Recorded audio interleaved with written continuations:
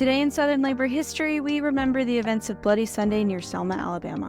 In 1964, Congress passed the Civil Rights Act, putting an end to public segregation laws. As important as this legislation is, it didn't stop the rampant anti-black racism embedded in the fabric of the South. Organizations like SNCC and the SCLC launched campaigns in Selma and Montgomery, Alabama to turn out the black folks to vote. During this campaign for voting rights in Selma, Jimmie Lee Jackson, an unarmed civil rights activist, was gunned down by Alabama state troopers. Jackson's death would be the catalyst for the famous march across the Edmund Pettus Bridge led by later Rep. John Lewis. On March 7, 1965, around 600 activists marched south out of Selma. When they reached the Edmund Pettus Bridge, they found state troopers on the other side. The troopers beat the marchers with nightsticks and filled the bridge with tear gas to disperse the marchers. Images of the brutality played on TV screens across the country and led to widespread support for the voting rights campaign in Selma. In the following days, Selma activists ratcheted up with the pressure, going as far as occupying the east wing of the White House until they were arrested. Days later, on March 15th, President Lyndon Johnson convened a joint session of Congress and demanded they pass the Voting Rights Act,